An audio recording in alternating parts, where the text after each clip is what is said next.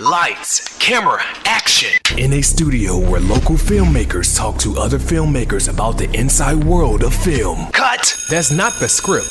It. We'll fix it in post. Do you wonder how films are produced and what really goes on behind the scenes? Well, stand by. Filmmakers Kevin Mumphrey, Victoria V.A. Jones, and Carson Hype Ferguson explain all the details. Right here on It. We Will Fix It in Post podcast.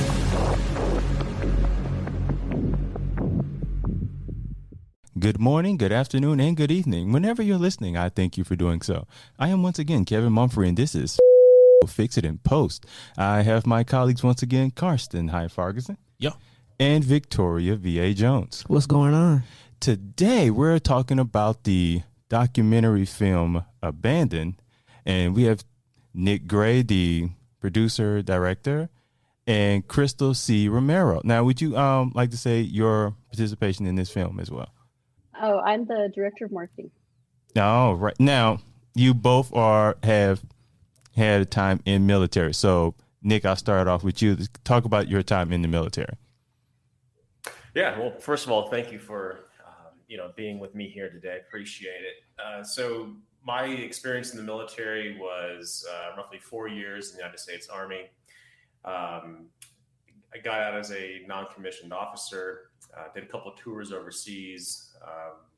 The major one was in Baghdad, Iraq between 06 to 07. So basically during the surge, and predominantly what we did was night ops, recon, pretty much anything that was under the sun at the time that was the needs of the military. It's probably the best way to put it.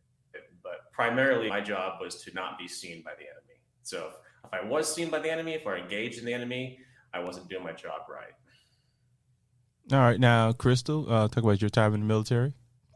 I served for 16 years, 3 months. I was medically retired in 2014 as a master sergeant. And I worked in various different positions. I held 4 military occupational specialties. I started in logistics. And then from logistics, I went to public affairs, where I was a photojournalist for a couple of years. And then from there, I went on into operations, and I worked in weapons of mass destruction, primarily Homeland Security. And my last 4 years in, I was a senior human resources sergeant. And I also managed the substance abuse program and drug testing program. Wait, did you mention what branch? The Army. Okay. Just make sure. So, and Kirsten, you Air Force, right? Yeah, I was in Air Force. So you have a lot of military in Thank the you for room. your service. Yeah, thank you. Like you did. Thank all y'all for y'all service. I did nothing. So, feel like a loser right now.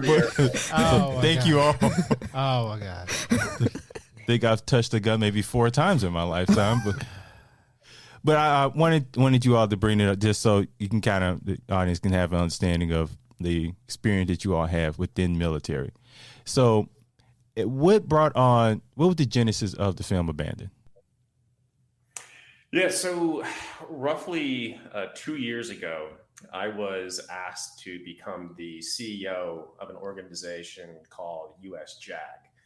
And what USJAG does is that they conduct forensic investigations inside the Department of Defense to ensure that both policy and procedure are being followed when injured active duty service members are going through a medical board proceeding. So they come back from war, they're injured, and the attempt is that they should be medically discharged, medically retired. But the issue is that a lot of these men and women who should be medically retired is the exact opposite is happening to them, and they're being less than honorably discharged or other than honorably discharged. And what that means is that they're injured, and if they are given a less than honorable discharge, then they're stripped of all of their benefits, their honor, and their dignity. So they effectively become no longer the Department of Defense's problem, and now become their community's problem. And they eat up scarce resources. So what we do is that we intercede prior to that discharge becoming official, and we conduct forensic investigations to make sure both policy and procedure are being followed. And we interview doctors, commanders, family members, soldiers, all across the board. And then what we'll do is we'll put together a summary, or in some cases, a rebuttal that is submitted to the Department of Defense. In some cases, actually is elevated to the Secretary of Defense in some cases. So the impact that we've had over the last 15 years with the organization's been around is we've worked with Congress to pass certain pieces of legislation. Overall, we've had an influential impact on over 50,000 service members, not to include their families. We've directly interceded on nearly 400 cases and successfully won those battles. And that has resulted in over $500 million in lifetime benefits being secured for these service members and their families. So with that being said, when I took over the organization 2 years ago, what I was really trying to get an understanding of was the why, how, what. So number one is, why is the DoD doing this to these injured service members? Number two is, how are they doing it? And what I mean by how are they doing it, how are they defying the laws of Congress that have been bestowed upon them? How are they not following the laws? And how are they continuing to do these abusive discharge practices? And then the last thing was the what, which is, what are they doing to individuals who speak up? Because one of the biggest things that I was asking myself was, well, if all of this is happening, why doesn't anybody speak up? And the short answer to that question was, people are speaking up, but when they do speak up, you can call them whistleblowers in some cases, bad things happen to them. And those bad things can be small, and those bad things can be bad. So with that being said, when I was able to collect all of the data through about a 6-month audit that I conducted with the organization, going through past case files, speaking with current clients, speaking with our confidential informants that we have inside the Department of Defense that do feed us intel.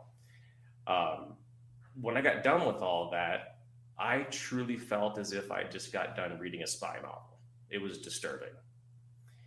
And one of the things that the confidential informants told me is that the only way for this to stop from happening is for third-party oversight to be established over the entire discharge process in the Department of Defense.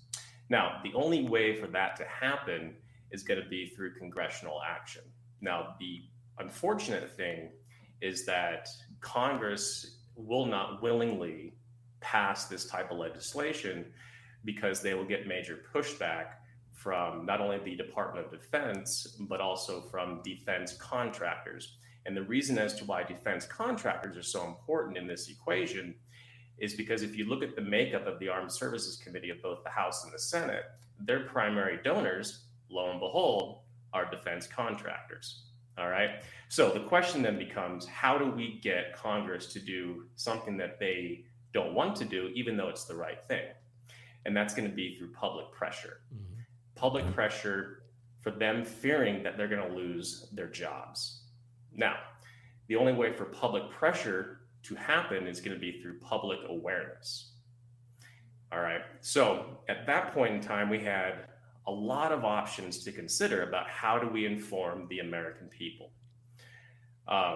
And there's a lot of different ways to go about that. And so we started out just toying around with an idea of doing a 5-minute explainer video, and then quickly realized that that just wasn't going to be good enough, because really at that point, what you're doing is you're just telling people about, in this case, US JAG and what we do. But the reality is that you can't tell people things anymore. You have to show them. And the best way for us to be able to show people as to what is happening is going to be through testimonials of our past clients, testimonials of the confidential informants that we work with inside of the Department of Defense, testimonials from journalists that have followed us over the past 15 years. And so that's really how it all started. And So it morphed from a little 5-minute video to something that was going to be a little bit bigger, maybe 15 minutes, going to bring in some more past clients. And we just kept starting writing scripts, and it kept, getting different variations of the script. And a lot of the reasons to why the script kept changing is because of events that were taking place, not only with cases that we were receiving, but also other events that took place on a global scale.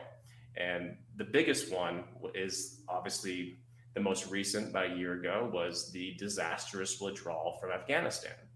And, there's a lot of, how do you classify it? There's a lot of opinions as to why it was conducted in that manner. But the reality is that it was a disaster. If anybody's to sit there and tell you that it was a successful mission, doesn't know what they're talking about, because it was bad. So when that happened, that really started to get the script in line with what we needed to do. And then the last thing that took place that solidified the script itself was when Russia and Ukraine kicked off. And then all of a sudden, the United States, less than 6 months from getting out of the longest war in the history of this country, once again finds itself entangled in a proxy war. And that is really the culmination of how we got from a 5-minute little video to a full-length documentary. Because the reality is that there's just so much information that needs to be told, because it's a very complicated topic and a very complicated problem to explain, and it cannot be done in 5 minutes. Okay. So now, Crystal, how did you get yourself involved in this project? Well, as you know, I've been appealing my medical discharge for going on 10 years now. I'm sorry, 8 years now. And about, I want to say a little more than 6 months ago, I was at FedEx making copies of my case file, which is about 1,600 pages. And I get to the copy machine, and I'm looking at the little copy machine, like the instructions, and it says 15 cents a copy. And I'm just like, this is going to cost me like freaking $900. Like, this is so. I had a full-blown panic attack in FedEx. Like, I was so overwhelmed with emotion, because I was like, damn, just to submit my packet's going to cost me $800, because they only want it, they wanted it digital. So anyway, I just gathered all my stuff and I went to my car, because I was like, I'm not gonna pay this money. Like, this is crazy. So I called up a very good friend of mine. He's like, I need to connect you with him. He's like, he literally helps people like you. Of course, now I'm already out. So Nick, in my situation, actually couldn't represent him. In fact, I think I'm the only client that you have, Nick. Am I correct? That's already discharged? Correct. Yeah. That's active. Yes. Yeah. So I got connected with Nick immediately when I started talking to him and telling him my story with everything that I was saying. It was like, yep, I believe you. Yep, that sounds about right. Yep, I believe it. And we were both just having this Me Too movement or moment, both of us. And it was like, I was treated this way when I wrote, when I came forward. I was treated this way when I spoke up. In my situation, I was in charge of a drug testing program, so I would get soldiers all the time, and I managed a joint program, so I had Air Force and Army. I'd have people coming to me all the time saying that they had turned to drugs and alcohol for X, Y, and Z. I mean, everything under the sun. We're people, so we have alcoholism and drug problems and all kinds of problems, just like everybody else. So I'd get people coming to me all the time, and in one situation, I had a young lady who had been assaulted, and she had turned to heroin and methamphetamines to cope with her assault. And so I was having problems with just a coworker of mine that was not doing her job, which was to get this service member into therapy and into rehab. And that's like literally where the whole thing started. But anyway, I go to Nick now and I'm telling him my story, and he's just like, man, I wish, we would have met back when you were still on active duty, because I probably would have been able to do more. But in fact, what it did is Nick and I developed this professional relationship, kind of tag teaming this problem together. He's like, hey, well, I'm working on something, pretty big, and it sounds like you and I have like something in common here. And even though he did less time than me, it honestly doesn't matter the time, because whether you served for 4 years or, in my treat us is all the same, and that's expendable. They treat us like we are expendable. They do not treat us like human beings. And when I say they, I'm talking about senior leadership. And that's in a nutshell how Nick and I came together. But I also believe in the universe, and I'm like, we came together for a reason, because he has a very valid claim and a very valid point that he's trying to make. And being that I lived it, I can, be there to co-sign and be like, yeah, he's absolutely right. This is the way they treat you. What the system is doing is criminalizing our mental health. For example, in Nick's situation, and in mine too, we had mental health issues, and we were like, okay, I need to get some help. And I got told, oh, well, you've got mental health issues. We don't want you no more.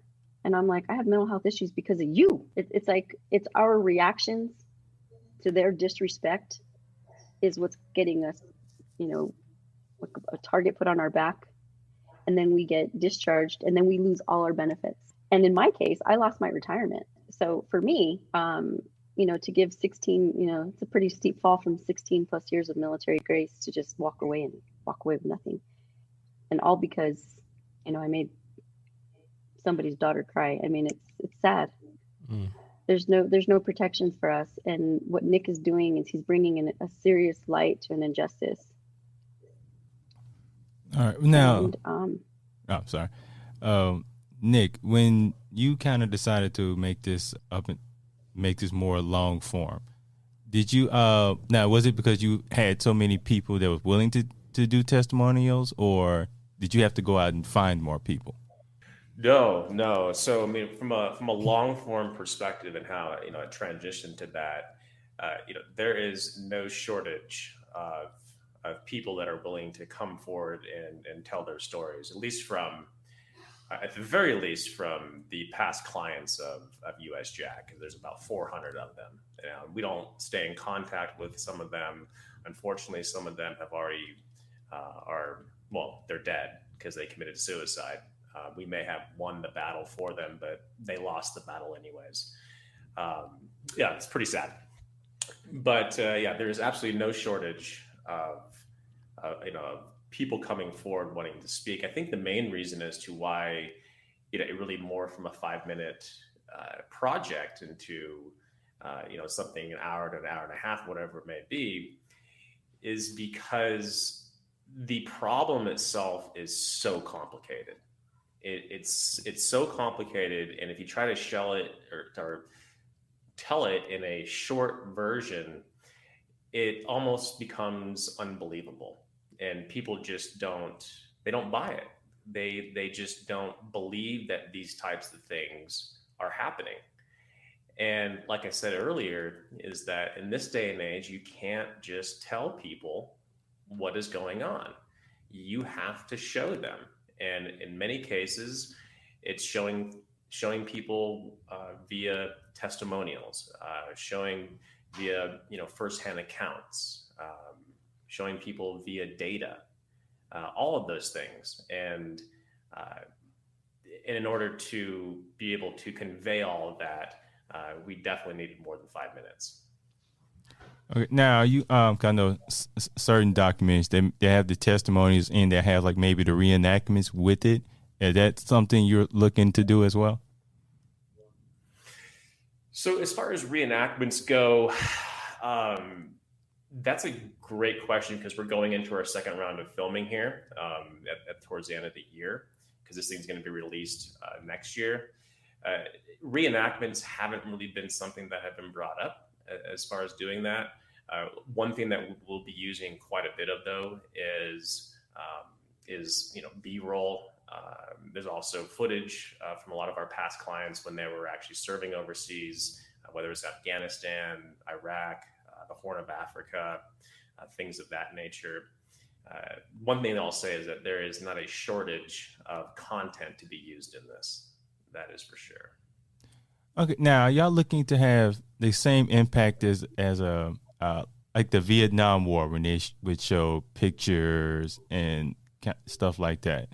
Is that kind of the impact you're looking to give to like the general public per se? Yeah, I mean, I think there's a couple different things that we're shooting for with our direction on this. Obviously informing people is the main priority. It is really explaining to people as to what is going on. But to your point, you just brought up past wars and whatnot, is that this is not just isolated to the global war on terror. This goes back to the Vietnam War or conflict, however you want to classify it. That's really where the problem started, with soldiers and Marines and service members in general having major issues. And there's a very good reason for that. Actually, there's two main reasons for that. Number one is that if you go back to the Korean War, World War II, things of that nature, the way that they came back from a theater was on a boat. And that boat journey was about 3 weeks. So it really allowed them time to decompress in many cases, whether they had injuries or non-injuries. Starting in Vietnam to present day, you're in the battlefield, and in some cases 2 or 3 days later, you're sitting on the couch in your living room. There is no time to decompress. Case in point, when I came back, we had just gotten our vehicles out of the lot, and 2 days prior to that, I was in a war zone. But we were driving down the main road on the base, and there was a funeral detail that was practicing. So they have their M4s, and they're firing them off, blank rounds, obviously. But right as our car was passing that formation, they fired those rounds, and everybody in the vehicle flipped the fuck out. And I swerved to the center of the road. People in the back of their car were saying, contact left, contact left. And that was probably one of the most surreal moments that I had, just being back only a few days, but also understanding as to how much of an impact, being in a war zone for a year, took on me. And I thought that I was doing pretty well. Yeah. So with your testimonials, were you able to put everybody in for the film, or did you have to pick and choose who you going to tell, whose story you were going to tell, as far as that was concerned? Yeah, so that's a great question. So as you all know, with filmmaking and so forth, and this is something that I'm learning right now. I haven't produced films before, and so I'm learning on the fly. Luckily, I have a really good studio out of Toronto that just incredible people are doing this basically for free because they feel it's the right thing to do. So what we have is a handful of different testimonials that are out there who are past clients of ours, and one is going to be chosen to be the spine, and so we're working all of that. Going to be the spine, and then we have the other characters that are being followed as well. But with that being said, we will also be able to create more or less a waterfall montage as well, as we'll be able to use that for marketing purposes in the film, could be at the end. So there's a lot of content to work with. And I think, one of the things that we're just making sure is that we get this right, but we also have the flexibility to pivot, because every day we get new cases. We just got one case. It was about 6 months ago, actually. And our forensic investigations took us back to Syria in 2017, and it involved the Marine Corps. And it involved the Marine Corps breaking their own policies and procedures, which effectively broke hundreds of Marines. And when those Marines redeployed back to the States after their tour over there, they started having a huge spike in suicides, a huge spike in domestic violence, a huge spike in homicides. And so it's those types of cases that come to us as to where it's like another layer of the onion that gets peeled. And it adds more complexity to the overall story. So, there's that variable, which is internal, which is why we need to be very flexible with what the end product is going to look like. But then there's the external variables, case in point, Russia, Ukraine, the fall of Afghanistan, things of that nature. It's all tied together. So, what we envision being the final product today, I can most definitely tell you is not going to be the finished product when it does release. But the good thing is that we're very nimble, have a lot of content, and a great director out of Toronto. He's incredible, very creative. And so that's where things sit right now.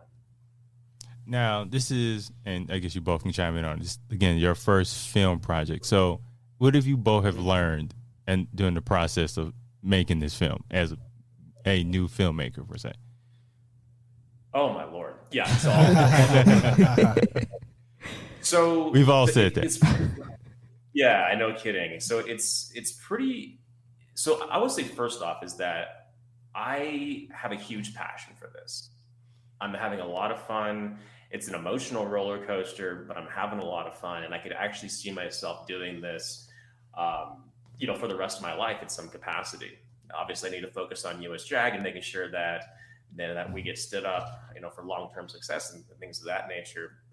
But the one thing that I have truly discovered is, number one, I enjoy it, but number two, is that what I think is going to be a good script or a good narrative, all of that, and then what the director feels things should be, in many cases are complete polar opposites. But the good thing in this situation is that I'm able to give a lot of visual examples to the director, and he's able to take those visuals and through our conversations as well and put something together that actually makes sense. So when I wrote the first script and the music that I had as far as the soundtrack, I had it all in my head. I was thinking, man, this is amazing, and it's gonna be all choreographed.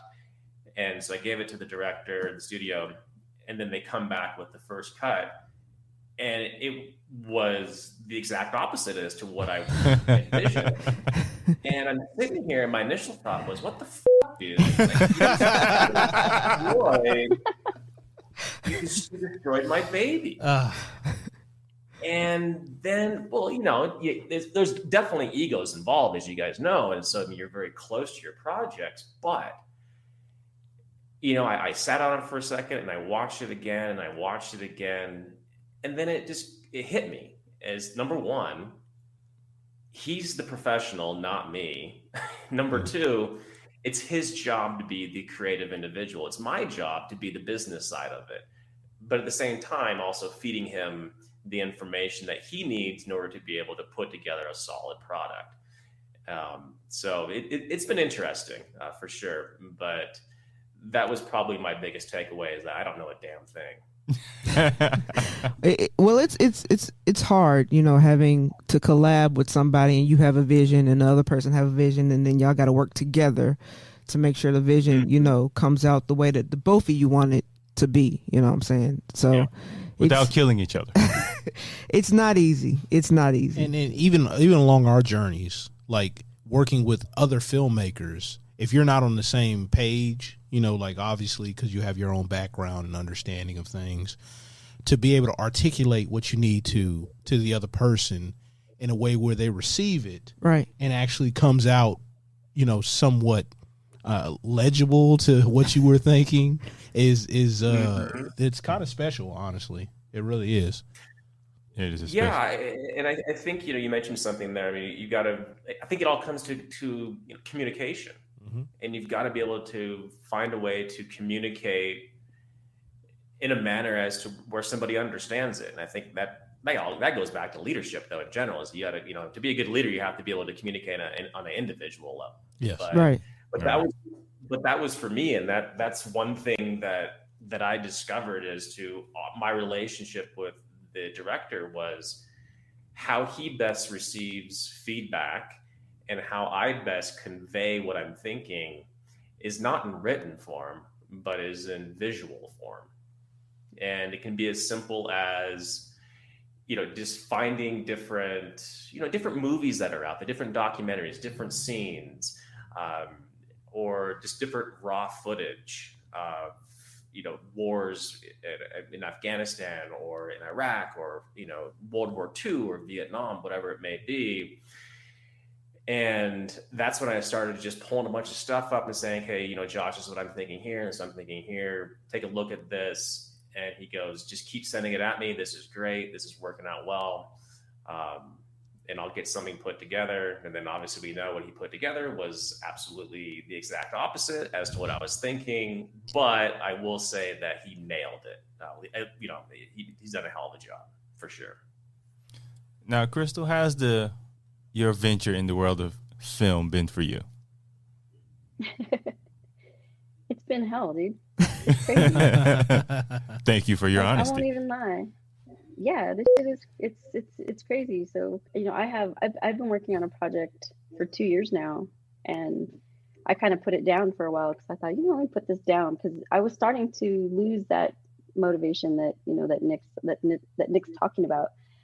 But but helping Nick with his project, one of the things that I really appreciate about his relationship that he has with the director is that the director's a civilian, and I think that because the demographic of people that we're trying to reach is the other 99% of the world, because the military is only 1%.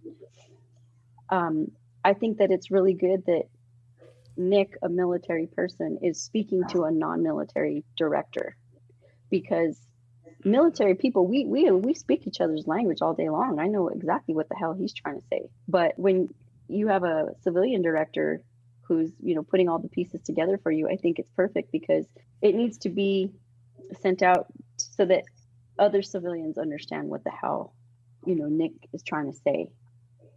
And so going back to like, what is this experience for me? Like it's very difficult too.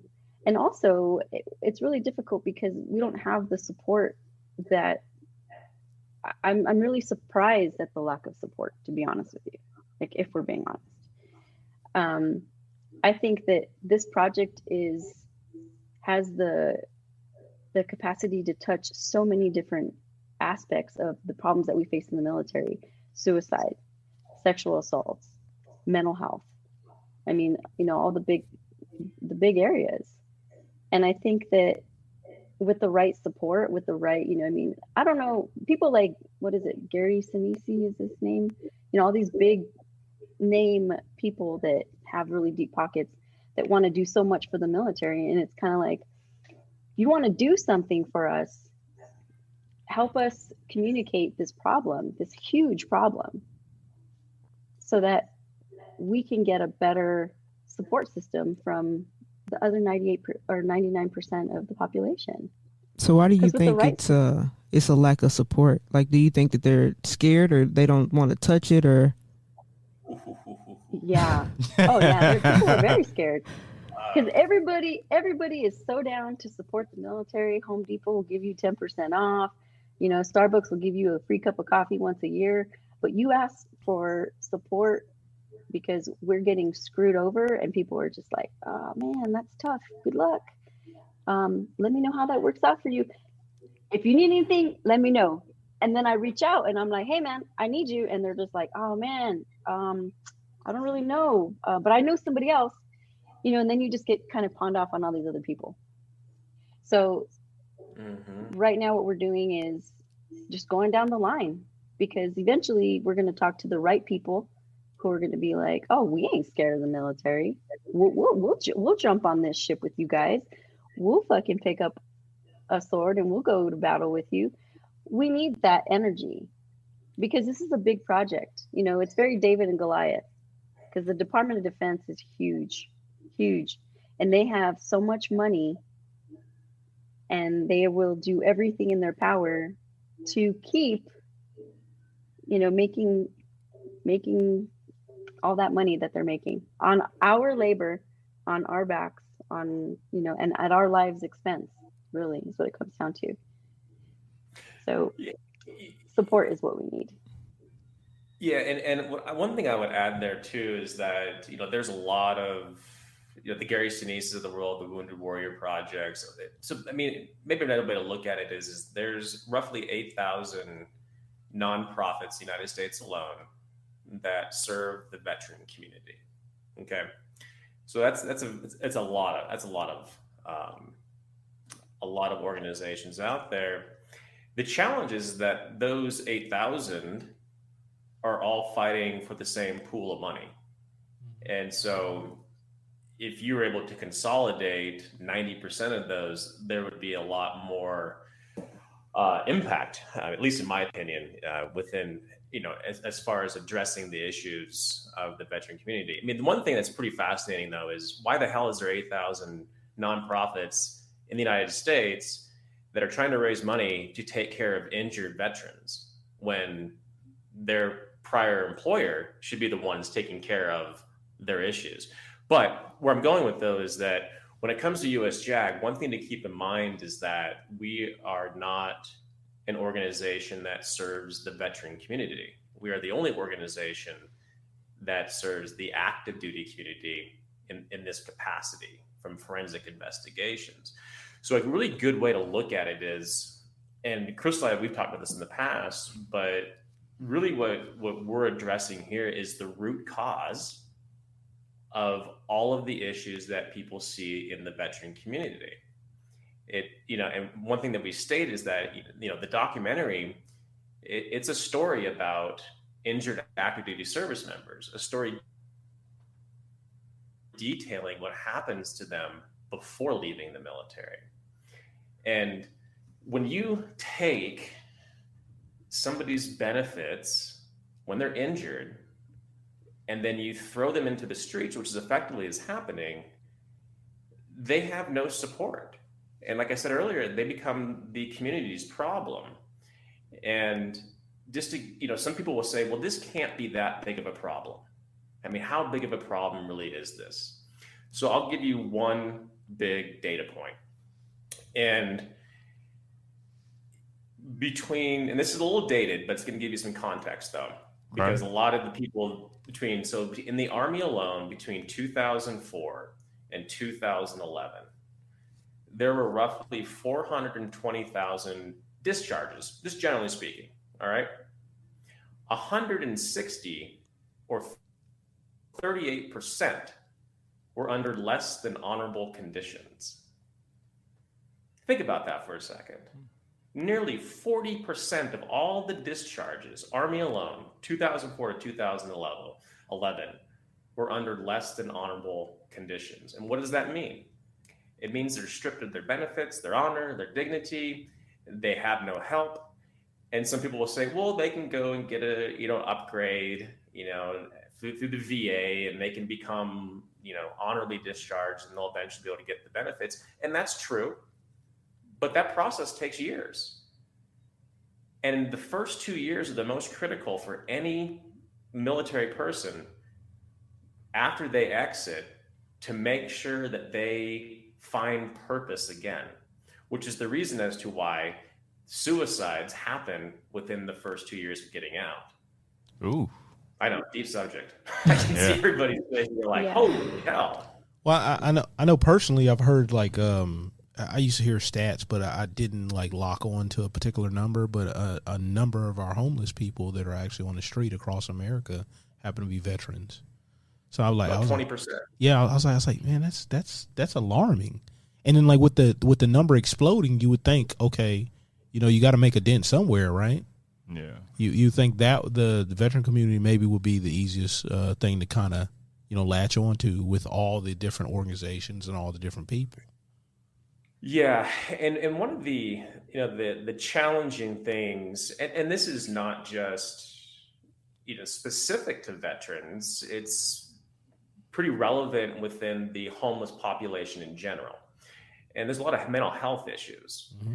And that leads, so basically, you can't help somebody if they're not willing to be helped. True. And when somebody has Yeah. major mental health issues, they're not thinking clearly. Mm-hmm. They're not having conversations like we are today. They're probably having conversations with some fictitious person sitting next to them, and that's a big problem. And so you want to help people, but you can only help somebody if they're willing to be helped, and that first starts out with them helping themselves.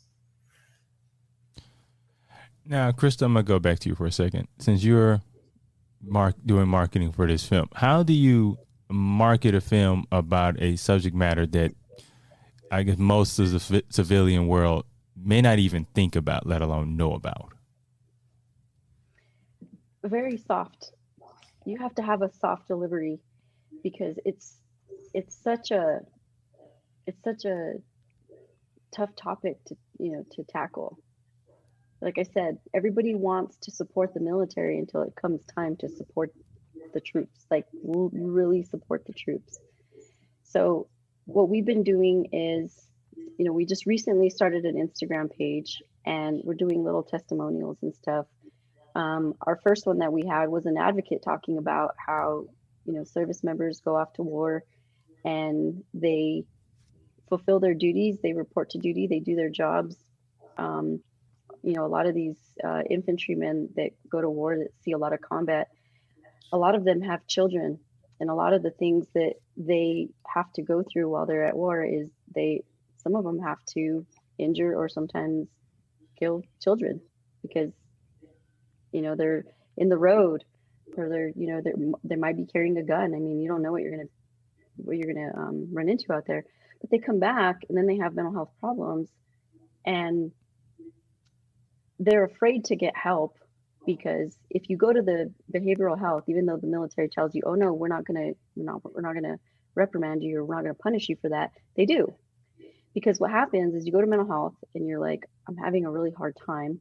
And then like I said, they're criminalizing our mental health. So what they do is now they med board you and you get med boarded out. And now if your problems that you were having, your mental health problems lead to like alcohol addiction. Okay. And then you get a DWI and then you get arrested. And it's like, and now the military is like, oh, how dare you? How dare you get a DWI? How dare you have any mental health problems? We're going to kick you out now. And that's where that other than honorable discharge comes in. So now this service member, I'll just make up a rank, a staff sergeant, gets kicked out of the Army. And now he has no benefits. So it's like, how do you pitch that to somebody, right? Because it pulls on America's heartstrings when you tell the story, but yet you still can't get people to do anything. They just do that. Oh man, that's tough. Oh man, that's too bad. How can we help? Everybody wants to help until it's time to help. They just want to look at the glass window but not open it. Yeah. And everybody's excited for the film. We've gotten great feedback from the film, really great feedback. But again, it's like, okay, they don't want to touch it. They don't want to touch it. Well, so, you know what I was just thinking just now. I was like, okay, I know what the benefits are. I mean, because there's quite a bit, but it's like, does the civilian population even know what the benefits are? Do they know what getting a less than honorable or a dishonorable discharge? Do they know what that means? No, they don't, and that's the main reason why for the film is because we want to explain it to people. Just right down the line how it affects us. And also it's going to explain to America why we have this homeless veteran problem. I'm going to give you a really, really quick example of an abandoned veteran, a female combat veteran was she was right before she was getting ready to deploy to Afghanistan. She was in Germany because they go to a lot of times. The Army will send people to Germany for like just it's like your pre-mobilization, and it's like a staging ground. Well, she was sexually assaulted in Germany right before going into Afghanistan. So she wasn't given any mental health treatment or anything. She did file a report. She filed a report, everything. So she goes to war, and she's part of the mortuary affairs detail. So it's her job to receive the bodies of dead service members. Ooh. So she does that for her whole deployment. Okay, so she saw a lot of death, a lot of death. Okay, on top of her already trauma from being assaulted in Germany. So when she comes home, she starts having a lot of mental health problems. She starts drinking very heavily. She got in trouble, and they discharged her, other than honorable discharge. Okay, she now loses her benefits, so now she can't get any help. She has no job. You can't get unemployment benefits when you're collecting VA. Okay, so now what this does is this puts the veteran in a really shitty situation, because like now it's like, well, now what do I do? It's a death sentence is what it is. So she got in trouble. She got arrested. She served her time. Okay, it was like a drug charge. Served her time, and when she got out, she was deported to Costa Rica because she was actually serving in the armed forces on a green card. So, I mean, imagine the betrayal that person feels, that female feels, right? Wow, I went and I served for a country that like really wasn't even, I didn't even really necessarily belong to. Served, deploys, and gets out, has problems, and is just kicked to the curb. She's still deployed. I mean, not deployed, deported. She's been in Costa Rica for 9 years, away from her kids. That's crazy. And yeah, so like talk about being abandoned, right? Like, wow, I went and served my country for you. You guys didn't offer her any of the mental health support that she needed after being assaulted. They just threw her right into a war. Just threw her right into war. And the trauma, and there's a lot of research now going around about like just the trauma. I mean, that takes like 7 to 10 years to get over that type of trauma. And a lot of the service members are dealing with that. A lot of our Afghanistan and Iraq GWAT vets from the 2007, 2009 period, all that whole time frame, they're having a lot of problems right now. They're struggling because they're feeling like, wow, like Nick was talking about the withdrawal from Afghanistan. They're feeling like, wow, was that all for nothing? I mean, they lost friends, they lost limbs, they lost themselves. So do you feel like a will be considered a success of this film would be kind of reshaping the general population's view of the military? Yes, because I think what it'll do, it'll put more pressure on the leadership to start, I guess, maybe being a little bit better in their decision-making process, because now they know the whole world is watching. I think that the military has been unsupervised for so long because everybody just assumes that, oh, it's the military, they've got their together. When in fact, no, we don't. Not at all. Okay, Nick, would you want to expand on that as well?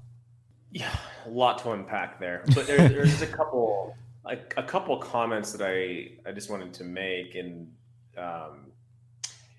Crystal mentioned that female that was deported to Puerto Rico, I do believe you said, and Costa Rica. Okay, and that's not an uncommon thing, because we just worked a case when I was referencing actually Syria, and one of our client in that, he was from the Dominican Republic, and they, other than honorably discharged him, and not only did they do that, but they also put his paperwork in to be deported back to the Dominican Republic with a wife, a 4-year-old son, and the wife happens to be in her third trimester at the time. So it's not an uncommon thing to have happen. Now, with that being said, I think one point that should be made up, and Crystal spoke about this a second ago, about how it's unchecked power, more or less. So a good example would be, there was legislation that we worked with Congress to get passed through the National Defense Authorization Act a number of years ago.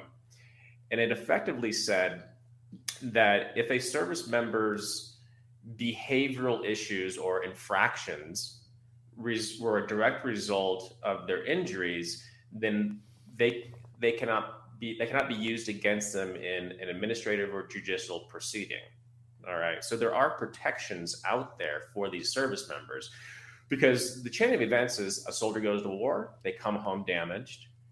The typical solution is to put them on medications. Medications have adverse side effects. Adverse side effects result in behavioral issues. Behavioral issues result in minor infractions.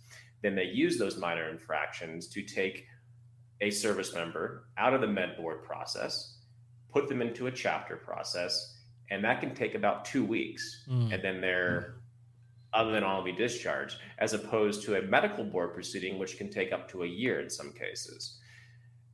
So that's a clear example as to why there needs to be third-party oversight. And all we're asking is just follow the damn policies and procedures. Do what's right. But the reality is that they're not following the policy procedures because nobody's making them. But more importantly, and sadly, they know the ramifications of them doing this to these injured service members. They know the fallout. And the reality is that they don't care. They simply don't care. And a part of it is a cultural problem. So a good example, we're going to go all the way back to 1963, all right? But it's a good example, and it's President Kennedy. Now, President Kennedy, the day that he got assassinated, the Secret Service was saying, we need to put the bubble on the car. We need to put the bubble on the car. JFK said, no, I want to be more friendly, and act like, people could see me and things of that nature. Well, at that point in time, the culture in the Secret Service was that the president gets the final call. And then he got shot and he died. After that, the culture in the Secret Service changed as to where they take precedent. The president can't override them in most situations, that being one. And the same thing is happening within the military as to where it goes back to leadership. This is the way that today's leaders were trained by yesterday's leaders. And this is how tomorrow's leaders are being trained by today's leader. So it's a cultural issue. And Crystal and I, we've talked about that quite a bit as to what's happening there. So this is something that's not going to change overnight. That's for sure. But we're taking that first step and making sure that some action does take place, though. Now, and really, what it is too. Sorry, Kevin. No, go ahead. Interrupt you. What it is too is we're showing people how the Department of Defense is breaking their own rules. They're breaking their own rules. They're violating their own policies. They're allowing their field grade officers, general officers, to break the law. There's no accountability at the top. And this is just really what the movie comes down to, is just showing them how they're breaking their own rules. Yeah, and I would also add too, it's not just commanders. And so we go back to the why, how, what. Well, the primary reason as to why they're doing it is because of money. It's money, or it's to silence or discredit somebody. Okay. So take the Syria case. All right. That gentleman, he saw a lot of things over there that the Marines did wrong. He had a lot of information. And so did the other guys. But not only did they go the extra length to not dishonorably, but other than honorably discharging out of the military, they went as far as deporting the guy or attempting to deport him. When it comes to the how are they doing this? It's not just commanders. I'll tell you one thing, and we have the receipts for this. It's medical doctors inside the DoD that are colluding with command, and it includes intentionally misdiagnosing. It includes changing diagnoses to fit the narrative of the command. It includes, I got to be careful here, but let's just say that there's some nefarious things that are taking place, and there's definitely medical malpractice happening inside of the DoD when it comes to the doctors. They are a part of the problem. Yeah, it's the abuse of authority for me. This goes deep. Real deep. It does. So when We're scratching the surface right now, I'll tell you that. So the people you've gotten for these testimonials, the people you got, are there more, from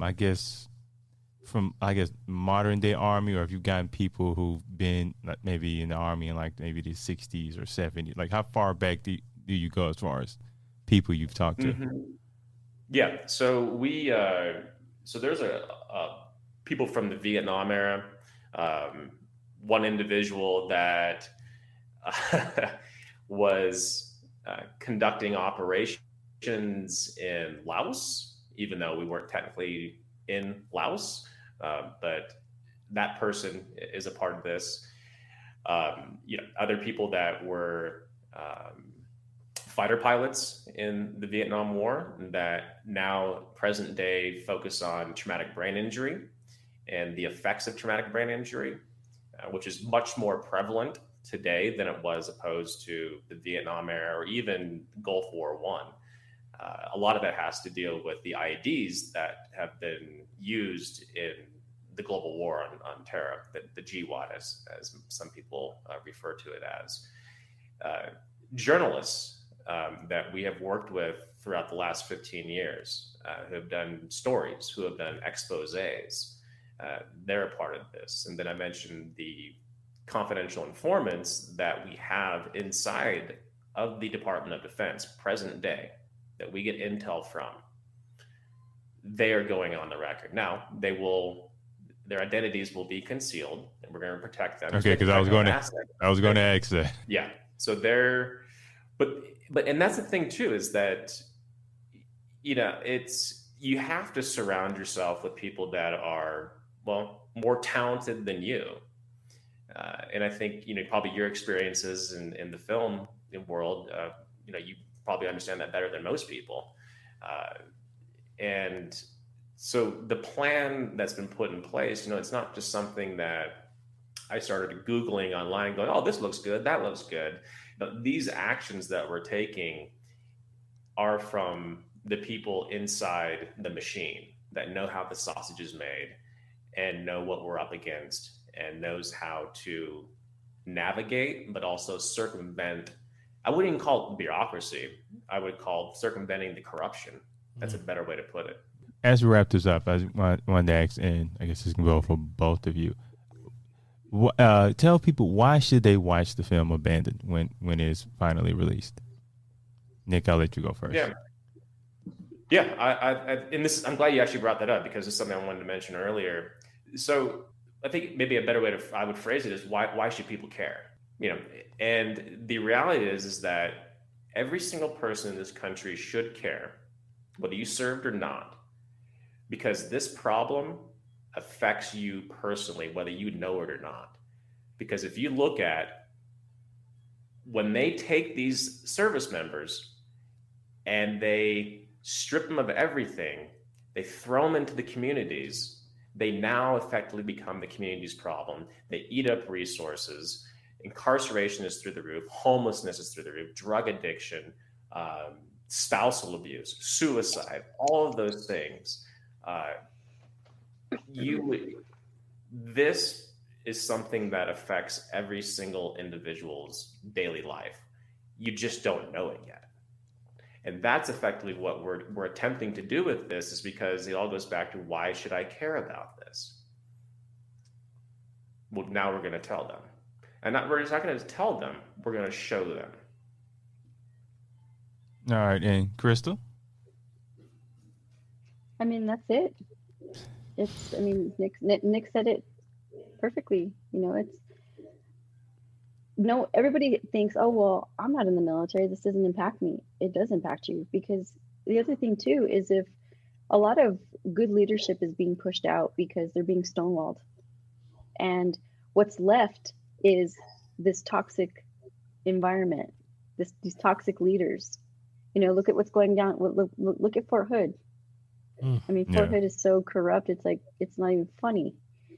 But they've gotten so far away from the problem, and they've let it get so bad that the good order and discipline that is required of a military to work to its full capacity is not there anymore. So why should America care? Well, I'm sorry, but you know, we're talking about the defenders of your nation. So who do you want serving? Who do you want defending your nation? Strong leaders, or these corrupt fools? I mean, that's the best way to say it, you know? I mean, I'm a little concerned, you know, I mean, especially in the world that we live in of digital, you know, IA, we've got technology that is taking over. I mean, right now the world runs on TikTok. Who's TikTok made by? China. So who's on TikTok? Military people. And kids. Yeah. Yeah. Military people and kids. So the next generation. Yeah. That's now you think about it, yeah. Well, on that note, thank you all for taking time out to speak to us today and talking about your film. Yeah, most definitely. Yeah, thank you very much. Oh, let me see. Are they froze? Yes. Oh, God. Okay, we'll just wait for them to unfreeze. Okay, yeah. We'll wait for them to unfreeze. Like, I was like, why didn't they say anything? Yeah. Okay, there. Okay, I think we go. got y'all now. You had it froze up again.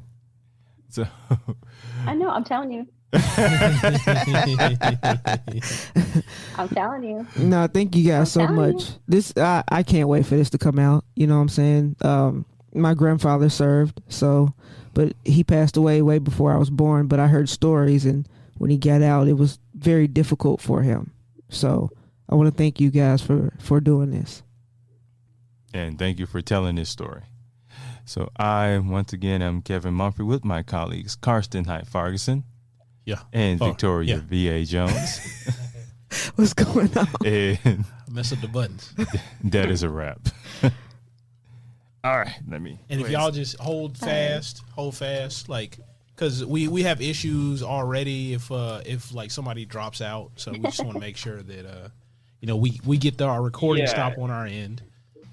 Hey, thank you for sharing your story.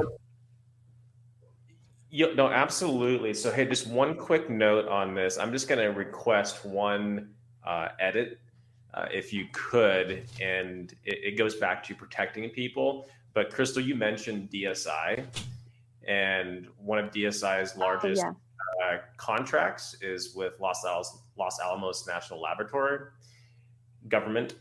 So, my bad. No, it's okay. It's okay, but. Hey, Kevin.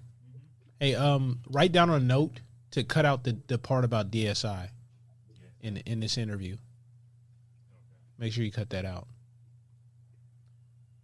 You could just bleep it or something. I don't really care, but and put a little thing over her mouth so people can't read lips as well. But I'm joking.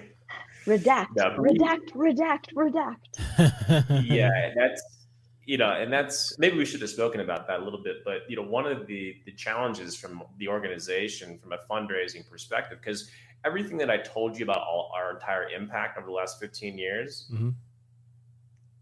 there is no operating budget. Everybody in the organization is pro bono. Nobody gets paid. Okay. So, I am a professional volunteer. Thank you, Nick. I'm a professional volunteer. Thank you. You are. Yes. But that's one of the things, one of the conversations I have to have with people when some people do want to support this in some capacity. And I have to be very transparent with them in the fact that if you have any ties to the government, contracts, etc., you need to understand that there can be repercussions, and you can be punished for your efforts in trying to help this organization, which is really sad, but it's also the reality. Yeah. Yeah. Well, guys, thank you so much for having us. Yeah. Kevin, you're awesome. Yeah. Well, happy belated birthday.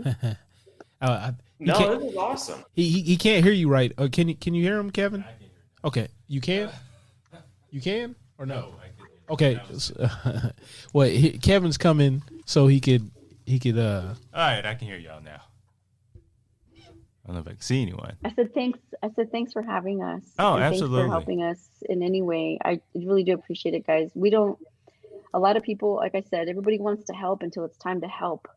Yeah. And it's like, man, it just, so I do appreciate you guys taking the time to meet with us and get a better understanding of the bullshit that we're dealing with. Oh yeah, anytime I can help you out with something, if I can, I usually try to do my best to accommodate. Personally, one of the main things that I've got from the whole storytelling thing, because it's like one of those things that kind of pulled me, versus like, me actually like, mapping out something and being like, oh, I've been wanting to do this ever since I was young. I've always been intrigued by the things, but I mean, it's just like being able to affect things because you're directly showing, not just telling, but you're showing, like you said many a times, Nick, in this, like, hey, there's issues. I watch a lot of documentaries, so not saying I'm going to be like primarily like documentary filmmaker, but I think I will eventually kind of get down there because, I want people to just like, I want them to question things, especially certain things that we're due some questions on. The homelessness thing is a big one, a real big one. But, I don't want to just question just the problem. I want to, even present possible solutions.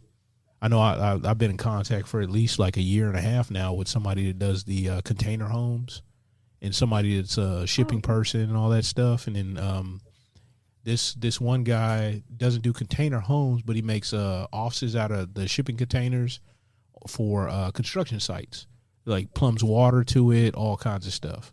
And he's like originally from Australia. He was actually putting me in contact with some guys out of Austin, and they actually wrote building codes so the city would be on board with a lot of that stuff. They had like construction background and stuff like that. So, just trying to attack things different ways. There's a film. Yeah, and it's going to take everybody. It's going to take everybody with this because, like I said, it impacts every single community because there are veterans in every single community. There's a film I watched at a film festival a while ago. I think it's No Greater Love. Are y'all thinking of putting this out on film festivals at all? What's that? Are y'all thinking of putting this out in film festivals? It's something that's come up. I mean, the reality with film festivals, and correct me if I'm wrong, but just from the research that I've done and just people I've spoken to, is that in many cases, there really isn't a cash prize, so to speak. It's more or less the notoriety of winning awards and so forth. And that's the ROI from it. So can we go down that route? I think we can. I think it actually be pretty fun to do that, at least from an exposure and educational standpoint for people. So yes, that's one aspect of it. Also, a lot of people will go to film festivals because a lot of production like Netflix, for example, they may send people to these film festivals. And if you got a project that's already done, and if they like it, they just buy it there. Or some production companies will pay to get it finished and have it out through their production company. So it's a notoriety thing. And if you win, there are certain film festivals. I know the Nashville one is one of them. If you win like something, it is automatically eligible to be nominated for an Oscar. So you can submit it for Oscar consideration. because they have like these Oscar film festivals. You win at these film festivals, it can be submitted for an Oscar. Well, holy shit, Crystal, we're gonna win an Oscar. It's our very first film. Hey, put it out there. Put it out there. Yeah, that's to put it out there. But that film that I was saying, yeah. it's No Greater Love, and I liked a lot of the stuff that they did as far as like putting out on their social medias and all that stuff. So that it might be something you might be able to get from that, because this one specifically explored like kind of the mental side, and it was a chaplain that wanted to like kind of show that to civilians. Mm-hmm. Yeah, they ran a crowdfunding campaign too. Yep. Mm-hmm. There's film specific crowdfunding campaigns too. So even though your film's done, maybe you need something for film festivals or something like that. So your barrier to entry could possibly even be lower. Seed and Spark is one. I can't remember the lady's name that runs that one. I don't know about that. And then there's Indie Film Hustle. I've heard of that. It is a guy Ferrari. I can't remember his first Ferrari. name. I think it's Guy Ferrari. That sounds familiar. Well, the guy might be the food guy, but then it's like Ferrari or whatever. He has like a film festival, like bare bones, like little class thing that he sells like modules for. His training is actually pretty good. I just hadn't got a chance to get to some of the stuff. My like I went to I use my GI Bill for my traditional stuff, and I went for marketing specifically, and I learned way more on the internet than I did. I learned way more on the internet and door to door, like with this nonprofit that I work with, than I did in my concentration, and that really sucks. But you not surprising. Though. Not surprising at all. Oh my God, man! I got my concentration. I was picking fights with people. I was like, I mean, I'm talking about people's English, and I don't speak that well, but I write well. And I was like, man, why do I gotta interact with these people? On that note, I'm gonna let you go ahead and barbecue and let Crystal do whatever you're planning on doing next. So, again, thank you. I know I got to go sell insurance. Yeah. Never mind that. We should have bullshitting on that one. You actually should sell insurance. I didn't think you was okay. Just checking. I don't even know if I want to know the answer for that one. But yeah, I know, right? What am I up to? He's selling something, that's for sure. I mean, it's not insurance though. Yeah.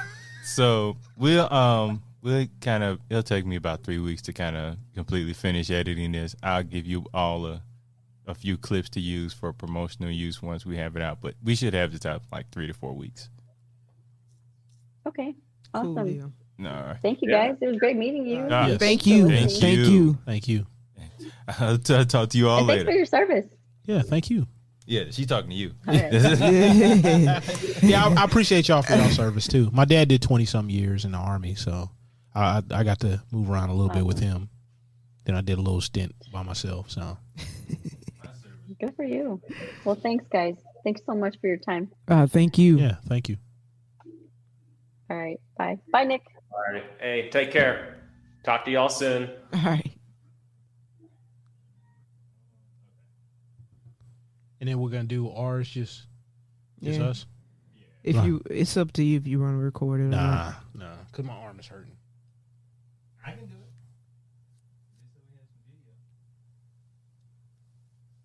It's up to y'all. I don't care. I ain't trying to be switching. Oh, you can sit in that seat. Well, nope. Kevin is the whatchamacall. Or just put it over there in the middle.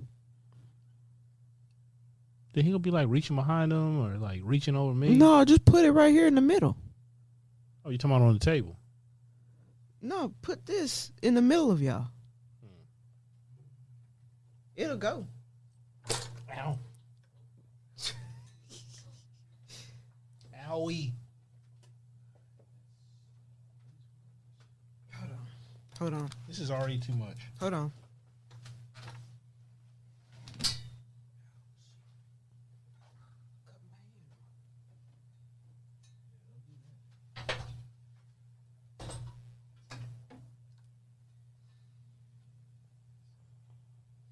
You just gonna have to scoot over a little bit. Just a little bit. I had a whole bunch. Push this chair on real quick.